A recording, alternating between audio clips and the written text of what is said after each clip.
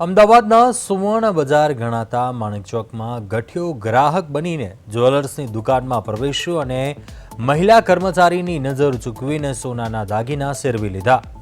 આરોપીએ ખૂબ જ ચાલાકીથી 18 કેરેટના 30 ગ્રામ વજનના કાનના ઝૂલાનું આખું પેકેટ, જેમાં અંદાજિત 20 થી 22 નંગ હતા, જે પોતાની બેગમાં સરકાવી દીધું અને ચોરી કર્યા બાદ આરોપી ખૂબ જ સહજતાથી પછી આવીને ખરીદી કરીશ તેમ કહીને દુકાનમાંથી રફુ ચક્કર થઈ ગયો। બાદમાં જ્યારે દુકાન માલિકો દ્વારા સ્ટોકની માસિક ગણતરી કરવામાં આવી ત્યારે દાગીના ઓછા નીકળતા આ ચોરીનો ભાંડો ફૂટ્યો। દુકાનના સીસીટીવી ફૂટેજ તપાસતા સમગ્ર ઘટનાનો પર્દાફાશ થયો। હાલમાં ખાડિયા પોલીસે દુકાન માલિકની ફરિયાદને આધારે ગુનો નોંધીને સીસીટીવી ફૂટેજને આધારે આરોપીને ઝડપી પાડવા માટે ચક્રો ગતિમાન કર્યા છે। ઘટનાના સીસીટીવી ફૂટેજ પણ સામે આવ્યા છે। જોકે દુકાન માલિક દ્વારા જ્યારે માસિકની સ્ટોક ગણતરી કરવામાં આવી તે દરમિયાન આ ખુલાસો થયો હતો। જોકે ગ્રાહક બનીને આવેલા આ શખ્સે 2.80 લાખના સેરવી લીધા હતા દાગીના। જોકે જે ઘટના છે તે પણ સીસીટીવીમાં કેદ થઈ ગઈ હતી। હાલ સમગ્ર મામલે ખાડિયા પોલીસે આરોપીની શોધખોળ શરૂ કરી છે।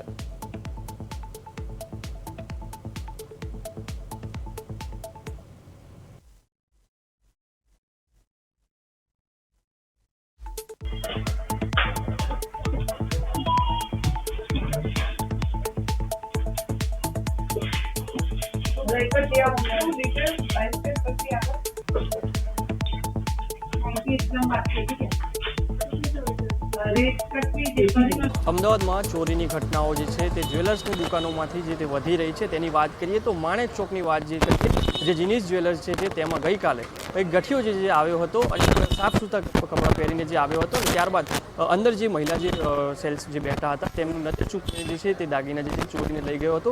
પાછળ જે દુકાન જોઈ રહ્યા છો તે જીનીસ જ્વેલર્સ જે છે તેઓ દ્વારા ગઈકાલે જે છે તે અહીંયા ચોરીની જે ઘટના બની હતી, જે નજર ચૂકવીને જે છે તે અહીંયાથી લાખોના જે છે તે દાગીનાઓ તે લઈ ગયો હતો। અંદર જે માલિક જે છે તેમની સાથે વાત કરીશું કે જે રીતના જે માલિક જે અંદર બેઠા છે તેમની સાથે વાત કરીને ચર્ચા કરીશું કે જે રીતના આ જે સમગ્ર ઘટના જે બની હતી તે કઈ રીતના બની હતી તેમની સાથે વાત કરીશું। કારણ કે જીનેશ્વર જે જ્વેલર્સ છે આવી ઘટના બનવી એક આમ વસ્તુ થઈ ગઈ છે।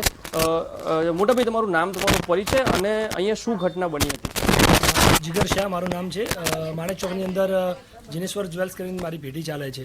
26 તારીખના રોજ સવારે અમે 10:30 11 વાગે ઓફિસ આવ્યા હતા અને કોઈ કસ્ટમર બનીને અમારે ત્યાં કોઈ આવ્યું હતું, તો એને પહેલાં એવું કીધું કે અમને માલ બતાવો સોનાનો, એટલે અમે સેલ્સ ગર્લ હતી એ માલ બતાવતી હતી।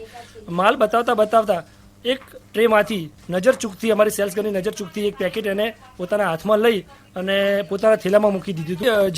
જ્યારેથી ભાવ વધારો થયો છે સોનાનો, ત્યારથી નાના મોટી ઘટના દરેક જ્વેલર્સના શોરૂમમાં બનતી રહી છે, હોલસેલના બિઝનેસમાં બી બનતી રહી છે।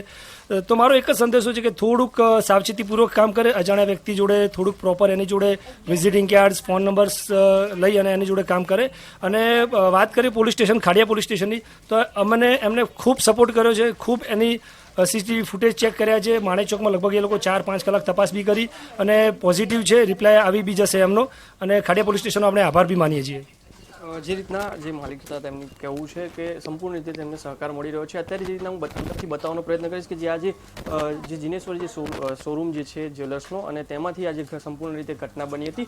જે 26 તારીખની જે ઘટના જે છે ત્યારબાદ જે છે સ્ટોકની ગણતરી કરવામાં આવી હતી, ત્યારબાદ આખી સમગ્ર મામલો જે છે તે સામે આવ્યો હતો। અત્યારે જે રીતના ખાડિયા પોલીસ સ્ટેશનમાં જે ફરિયાદ નોંધાઈ છે ને તેમને પણ તપાસની જે તજવીજ હાથ ધરી છે।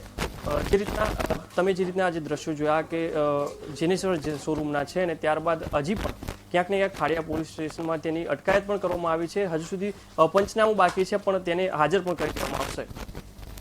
કેમેરામેન પ્રવીણ સાથે